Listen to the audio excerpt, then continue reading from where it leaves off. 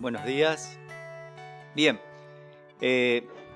lo que vamos a hacer es entrar en algunos detalles que a veces no se explican en una congregación local porque se trata de sacar las enseñanzas prácticas. Pero vamos a hacer un enfoque sobre quién es el autor de la epístola y acá le vamos a tener que dedicar tiempo a esto para que sepamos por qué. Muchos decían que era Pablo, pero también hay otros autores que se han propuesto en la historia. Vamos a ver quiénes son los destinatarios, sobre todo porque algunos han considerado que en la iglesia puede haber personas convencidas y no convertidas. Bueno, vamos a demostrar que eso no es real, porque la iglesia del Señor solo se forma por personas que han recibido a Cristo como Salvador. En la iglesia local puede ser que venga un simpatizante, pero la iglesia local es un templo local. Pero la iglesia, cuando hablamos de iglesia, es personas que recibieron a Cristo y forman parte de un cuerpo espiritual que se llama iglesia. ¿Está bien?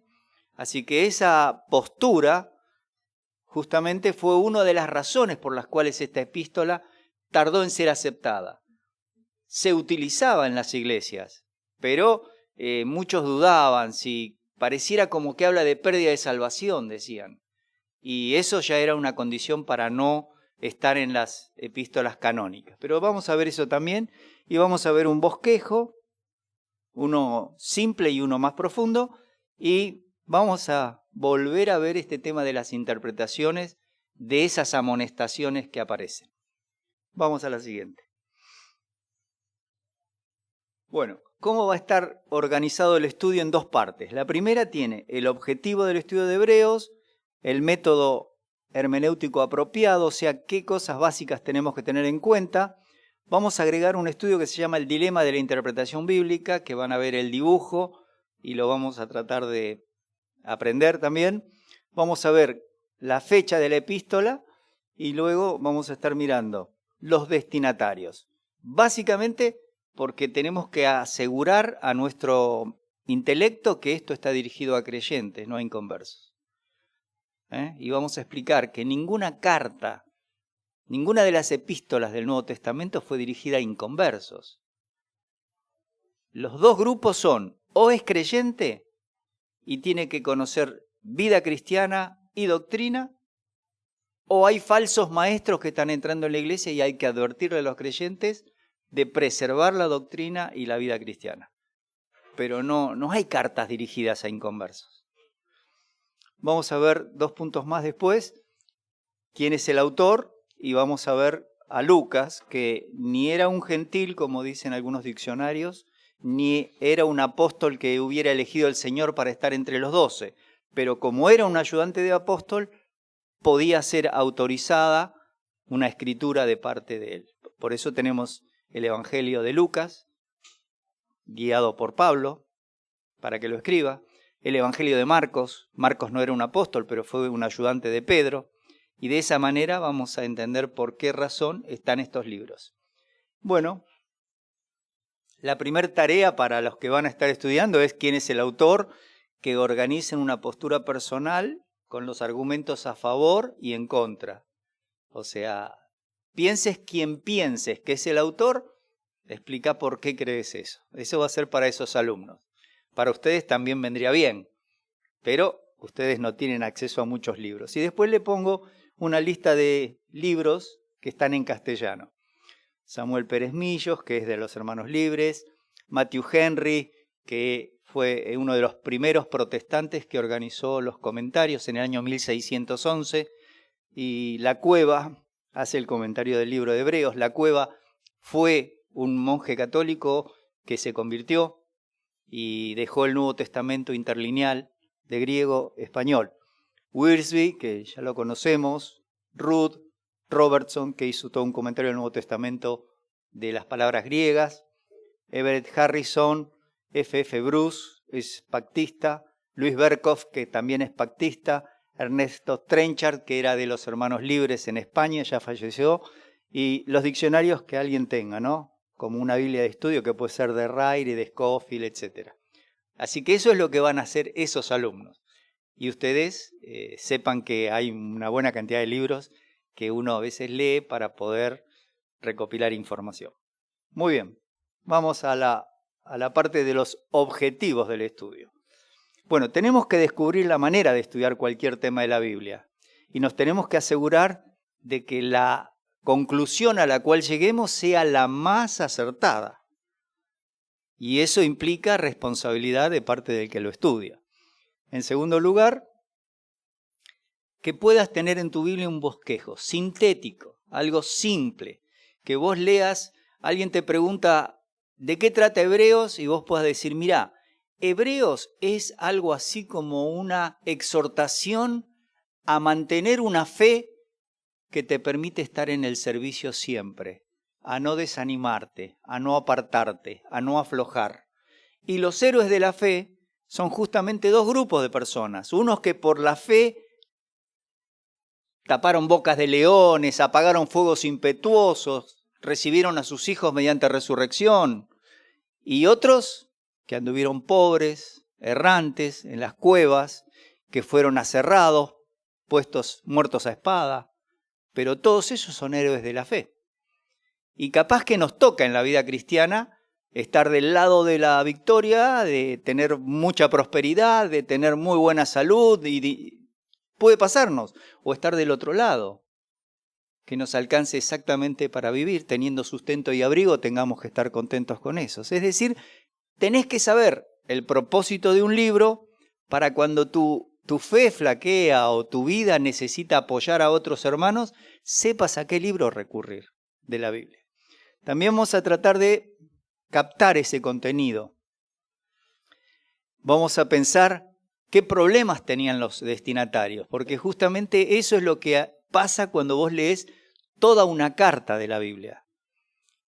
Se te va aclarando la idea que tenía el autor, los problemas que tenían los destinatarios de la carta y la manera en que le está proponiendo el Espíritu Santo a través de ese autor que puedan enfrentar las diferentes circunstancias que tenían. También vamos a tratar de ver esas 5 exhortaciones que dio lugar justamente a conceptos ajenos a lo que quería el autor. Por eso surgieron esos comentarios que van a encontrar a veces. Dice, no, acá esta persona es un apóstata o es una persona que no había recibido a Cristo. Estaba convencido, como dicen algunos, pero no convertido. Bueno, eso no existe en la Biblia. O es creyente o es inconverso. No hay tutía. Y en la siguiente, bueno, vamos a ver el método de estudio que nos acerca al propósito del autor. Primero es la hermenéutica. Esta semana escuchaba a una persona que decía que no, que como la palabra hermenéutica es griega y habla del dios Hermes, el dios que encerraba y que podía interpretar los mensajes, que era un mensajero de los dioses, entonces la hermenéutica no hay que usarla. Sí, Hermes, nosotros tenemos la palabra hermético, que es algo que está bien cerrado y no le va a entrar agua, ¿no es cierto? Pero el tema es que la Biblia en los dones de 1 Corintios 12 habla del don de interpretación y la palabra es hermenéutica. Hermenéutica son las herramientas que uno utiliza para interpretar algo escrito.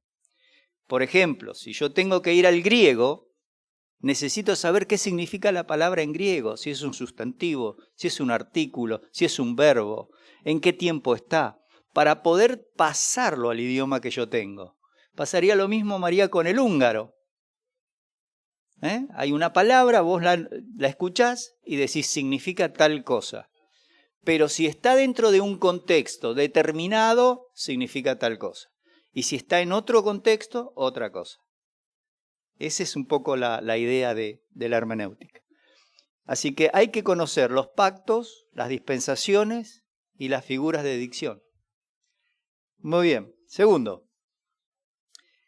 Claro, acá hay otro problema. Estos días en el grupo Fundamento surgió de nuevo el tema de los niños van al cielo. Y entonces, cuando uno lee la Biblia, si no tiene una teología sistemática previa, los versículos van a decir lo que nos han dicho siempre. Todos los niños van al cielo porque de ellos es el reino de los cielos. Y esa discusión siempre va a surgir porque la teología no es consistente. Acuérdense, amartiología tiene que ver con la doctrina del pecado. ¿Estamos realmente muertos en delitos y pecados? ¿O tenemos una lucecita, una chispita para recibir a Cristo cuando nos hablan del Evangelio? Bueno, todos esos temas son fundamentales, la soteriología, o sea, ¿cuál es el plan de salvación para esta época? Yo lo único que encuentro en la Biblia es que quien no cree en Jesucristo como su Salvador personal, que no es convencido por el Espíritu Santo, no se le provee la fe, no es salvo. Y sin embargo, acá tenemos que inventar algo para que todos los niños vayan al cielo. Es decir, tenemos que inventar un versículo que diga que la muerte del Señor Jesucristo cubre a todos los niños que se mueren sin Cristo, sin entender. Y no está ese versículo. Entonces, la teología tiene que ser siempre consistente cuando interpretamos. Bueno, ahí hablamos de otros temas. En tercer lugar, con respecto al contexto. Es decir, ¿vieron lo que pasa siempre, no? Alguien quiere estudiar la Biblia, está leyendo un versículo y busca un comentario de ese versículo. Pero le falta el contexto de los capítulos del libro, le falta el contexto de la idea del autor en ese libro y de las ideas del autor en otros libros de la Biblia, en el caso de Pablo, por ejemplo. Y luego le falta el contexto completo de la Escritura. ¿Está para judíos, para gentiles o para la iglesia? Como hablamos siempre acá. Así que eso tenemos que saberlo. Luego tenemos otro tema que a veces tampoco se presta atención. Cuando dice el salmista, alzaré mis ojos a los montes. ¿De dónde vendrá mi socorro? ¿En qué lugar está? Evidentemente no ha llegado todavía a donde estaba el templo, porque eso estaba a más de 1000 metros de altura. Por eso él alzaba los ojos a los montes. Pero cuando estaba arriba ya no podía pensar así. Entonces la topografía, la geografía, esas cosas son elementales en la interpretación, ¿sí? También va a haber que ver cuál es la exégesis, porque después que tengo todo eso, yo tengo que conocer las palabras que voy a traducir. Y eso es la exégesis. Voy a sacar el texto para entender qué dijo el autor. Y ahí necesito mínimamente saber algo de castellano, o de inglés, o de griego, o de hebreo, que es lo que está básicamente la Biblia. Bueno, ese gráfico que ven ahí, esa confusión la hizo un hermano del grupo Fundamentos, de un mensaje que se llama el dilema de la interpretación bíblica. En ese tema, lo que yo muestro es que para interpretar correctamente la Biblia necesitamos tener definidos algunos temas. En el siguiente lo van a ver un poquito más grande, pero ven, no es tan simple el tema de la escritura, cómo la interpretamos. Bueno, en este lugar yo voy a colocar este tema del dilema de la interpretación bíblica, que acá no lo dimos, ¿no? Creo que no, ¿no? Sí, lo preparé para otra iglesia, creo. Bueno, lo vamos a ver en la próxima. Ese solo tema. Bueno, y la fecha del escrito. Miren, la fecha se saca de lo que nos indica el libro, porque a veces nosotros vamos a la Biblia y ellos no le ponían fecha como nosotros ponemos. Nosotros ponemos 26 de junio del 2022. Querido cumpleaños de Gaby, querido Gaby, muy feliz cumpleaños, unos versículos y firmamos, Ismael. Bueno, en esa época no era tan igual. Se colocaba una introducción donde era el autor, pero en Hebreos no está el autor. Entonces vamos a tener que averiguar por medio del libro la fecha que puede haber sido escrita. Y dejamos la frase del resumen. Parece que fue escrito antes que se destruya el templo que había completado Herodes. Recuerden, año 605, Nabucodonosor destruye el templo de Salomón. con Esdras y Nehemías se reconstruye la ciudad y el templo. Pero Herodes, para quedar bien con los judíos, hace toda una plataforma en el monte y edifica un templo que es el que visitó Jesús. De algo que era pequeño, que como dice Ageo, lloraban cuando veían eso, los judíos que habían vuelto recordando el antiguo templo de Salomón y viendo que esto era insignificante. Bueno, Herodes hizo toda una especie de plataformas para nivelar y extendió el templo. Y les puso patio de mujeres, el patio de hombres, el patio de los gentiles. Y ese era el templo que visitó el Señor. Muy bien. En Hebreos 5.3 tenemos una base. Dice Hebreos 5.3 en tiempo presente del verbo que por causa del pecado hay que ofrecer por los pecados del propio sacerdote como por el pueblo. Y el término debe ofrecer, opheilei, quiere decir está ofreciendo en modo indicativo y tiempo presente. Es decir, el templo todavía estaba. Vamos a ver otro texto. Ahí dice, todo sumo sacerdote está constituido, es decir, el sacerdocio estaba todavía organizado. Y entonces dice que ese sumo sacerdote presentaba ofrendas y sacrificios. ¿Está bien? Pero en tiempo presente el autor escribe. Vamos a ver más adelante. No les explico todo el tema del griego, pero ahí los verbos es que están colocados en el cargo. No es estaban colocados en el cargo. Seguimos. Bueno, otros versículos que después se puede ver. 9:9. Dice, lo cual es símbolo para el tiempo presente, según el cual se están presentando actualmente ofrendas y sacrificios que no pueden hacer perfecto en cuanto a la conciencia al que practica ese culto, el judaísmo. Por eso, ¿cómo empieza Hebreos? Dios, habiendo hablado muchas veces y de muchas maneras, en otro tiempo a los padres por los profetas, en estos postreros días nos ha hablado por el Hijo. Ese era el contraste, pero evidentemente todavía estaba el templo. O sea, por eso se da bien cerquita la fecha entre el 67 y 69, después de Cristo. 9:13. Si la sangre de los toros y de los machos cabríos y las cenizas de la becerra rociadas a los inmundos santifican para la purificación de la carne. Es decir, si esto fuera posible, que lo hicieran, ¿cuánto más la sangre de Cristo? Dice, el cual mediante el Espíritu Eterno se ofreció sin mancha ante Dios, va a limpiar vuestras conciencias de obras muertas para que sirváis al Dios vivo. Contraste. ¿Por qué? Porque aparentemente no solo el templo estaba, sino que estos judíos o cristianos, digamos, que pertenecían al judaísmo, estaban pensando que debería haber algún mérito en no ser perseguidos si practicaban la religión judía, si volvían al judaísmo. Seguimos. Hebreos 10. Y ciertamente todo sacerdote está. ¿Ven? El autor está diciendo está.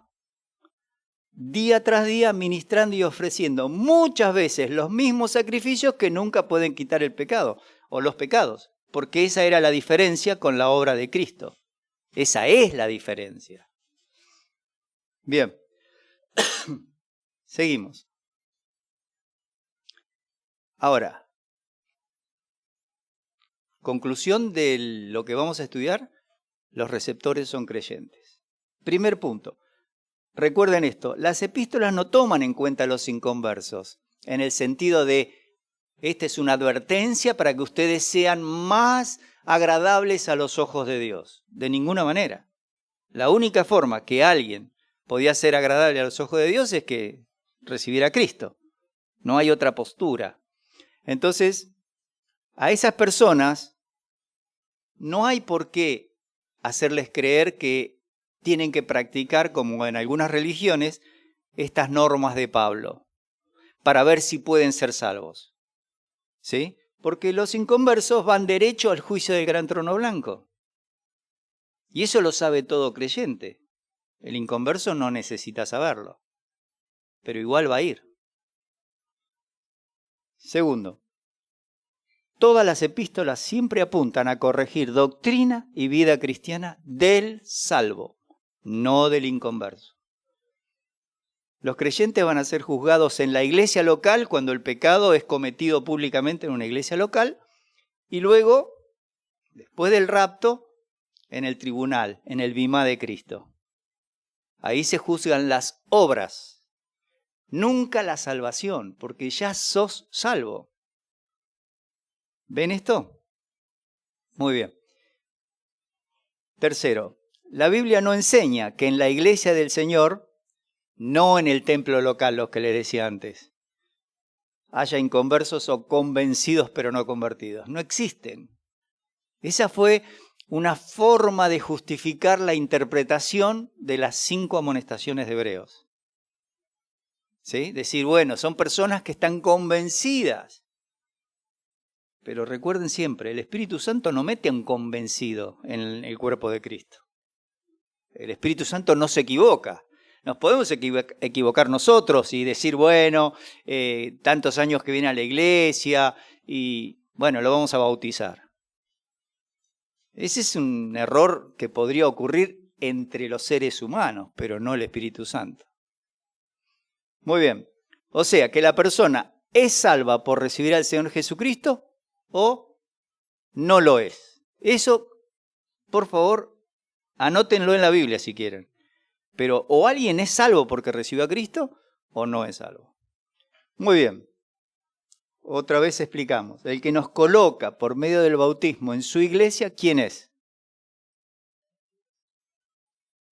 No se puede equivocar. Él es Dios.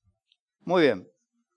Ahora, cuando la Biblia se refiere a falsos maestros que ingresan encubiertamente en las iglesias locales, Judas, Pablo y Pedro nos aseguran que estas personas no tienen el Espíritu Santo. La palabra apostasía se usó mucho tiempo para definir a pseudos creyentes que se vuelven del Señor. No. El creyente puede apostatar y el inconverso es un falso maestro. Siempre el inconverso es un falso maestro. Pero el creyente puede volverse en contra. De hecho, hay una palabra interesante en la Biblia que es utilizada en las leyes de termodinámica. ¿Vieron cuando se habla de que hay una actividad de entropía? Bueno, la Biblia nos presenta esa palabra 2 veces, indicando que cuando el creyente hace esa entropía interna de mirarse a sí mismo solamente para la vida y para las decisiones, empieza un proceso de desorden en su servicio, en su comunión y en su conocimiento. Le vamos a prestar atención algún día. Muy bien. Así que vamos a ver los textos que nos muestran que son creyentes. Primero, Hebreos 3:1. Por tanto, hermanos santos ya indicaría que estás apartado para Dios. Participantes del llamamiento. Esa palabra participantes tiene que ver con la palabra koinonía. Estás dentro de, tenés en común con Dios el llamamiento celestial. Considerad al apóstol y sumo sacerdote de nuestra profesión, nuestra homología. La misma palabra profesión es la palabra confesión. ¿Se acuerdan cuando dice si confesamos nuestros pecados? Bueno, si estamos de acuerdo con Dios en que esto que hemos hecho es pecado, Él es fiel y justo para limpiarnos de toda maldad, además de perdonarnos. Verdaderos creyentes. Más textos, 6:1. Dejando ya los rudimentos de la doctrina de Cristo, vamos adelante a la perfección. ¿Quién va a avanzar a la perfección en la vida cristiana si no ha nacido de nuevo? El autor no está pensando nunca en inconversos en estos temas. Dice, no echando otra vez el fundamento del arrepentimiento de obras muertas. Obras muertas se refiere precisamente a lo que dijimos hace rato en el capítulo 9, al hecho de que Dios nos limpia y nos perdona, pero no a la conversión. sino a la vida cristiana. ¿Ven la diferencia? Bien. Bueno, contraste con 5, que capítulo 5 también habla lo mismo. 5, 11 al 14. Acerca de esto, de lo que quiere empezar a hablar, del reino futuro, porque ese es el objetivo del autor, el reino inconmovible, dice, tenemos mucho que decir, difícil de explicar por cuanto os habéis hecho tardos para oír. Y eso tiene que ver con la actitud del corazón del creyente, no del inconverso. 12. Debiendo ser ya maestros. ¿Maestros de qué? De las cosas de la palabra de Dios. Con el tiempo se espera que el creyente sea un maestro, ayude a otros. Ese es el propósito de la iglesia local. La actividad propia de cada miembro genera crecimiento. Entonces dice, tenéis necesidad de que se os vuelva a enseñar cuáles son los primeros rudimentos de la palabra de Dios. Vuelvo a repetir, al inconverso no le enseñamos rudimentos de la palabra de Dios porque no las puede entender. Dice 1 Corintios en el capítulo 1 y 2, con respecto a la sabiduría, que la persona inconversa no percibe las cosas que son del Espíritu de Dios. No las puede entender porque se tienen que discernir espiritualmente. Así que con esto vamos reforzando que está dirigido a creyentes. Y dice, y todo aquel que participa de la leche es inexperto en la palabra de justicia, porque es niño. Es decir, no puede usar bien la escritura porque es niño. Creyente. No existe el inconverso que sea niño. El inconverso está muerto, es un cadáver. No existe vida en él en cuanto a las cosas con Dios. Pero el alimento sólido, es decir, el estudio profundo, es para los que han alcanzado madurez, para los que por el uso tienen los sentidos ejercitados en el discernimiento del bien y del mal. Esto es para creyentes que pueden discernir la diferencia entre lo que está bien y lo que está mal. Aquí hablando de vida cristiana. Y por supuesto de doctrina, que es parte de lo que hace la diferencia entre el niño en Cristo y el adulto o el maduro. Muy bien, así que vamos a ver el problema. Estaban detenidos en su crecimiento. Tenían que ser maestros y todavía no. Estaban enfrentando pruebas y persecuciones. Todos esos pasajes le van a ayudar a ver eso. Estas pruebas y persecuciones lograban focalizar la atención hacia ellos mismos y a sus circunstancias, lo que hablamos de la entropía recién. Mirándose a sí mismo y a las circunstancias, estaban pensando, ¿cómo lo puedo resolver a esto? Bueno, dejo de ir a la iglesia, me voy a ir acá. Por eso en capítulo 10 le dice, no dejando de congregarnos como algunos tienen por costumbre. Eran las prácticas que ellos encontraban dentro de sus propios razonamientos, alejándose de los ejemplos de la fe que va a ver en Hebreos. También estaban desviando su mirada del autor y consumador de la fe. Es decir, el que origina y el que completa la fe del creyente es Cristo. Capítulo 12.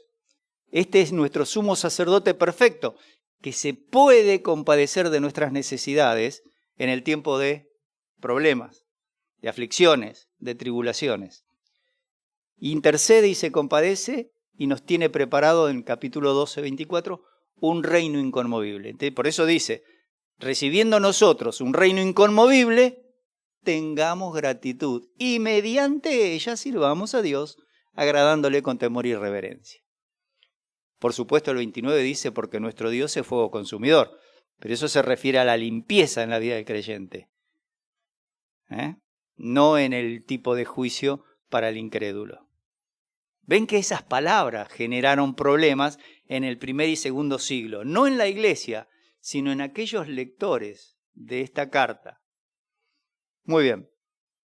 Estaban olvidando los ejemplos de fe que estábamos hablando recién. El ejemplo de los pastores, que muchos de ellos habrían muerto por la persecución y otros estaban en la cárcel. Así que el autor anima a los lectores a seguir adelante en la vida cristiana, confirmándoles a todos ellos que lo que tenían en Cristo era suficiente para mantener sus vidas firmes y que finalmente Dios les permitiría estar en la Jerusalén celestial. ¿Está bien? ¿Tenemos algo más ahí? Bien, Hebreos 6:10. Dios no es injusto para olvidar vuestra obra. Si leen 1 Tesalonicenses también van a encontrar esta palabrita, obra de amor, trabajo de amor, que habéis mostrado hacia su nombre, habiendo servido a los santos y sirviéndoles aún. Fíjense ustedes que ellos estaban todavía, pero deseamos que cada uno de vosotros muestre la misma solicitud hasta el fin, es decir, persistan en esa conducta, para que tengan plena certeza de la esperanza. ¿Y a fin de qué? De que no os hagáis perezosos, sino imitadores de aquellos que por la fe y la paciencia heredan las promesas. ¿Ven que estos son creyentes? El autor va a decir la breve palabra de exhortación que os escribí, le va a decir, como diciendo, aguántenle a la palabra que les escribí un poquito, tengan paciencia, pero es para que no sean perezosos. Bien, bueno, que el Señor les bendiga con este desafío de estudiar Hebreos.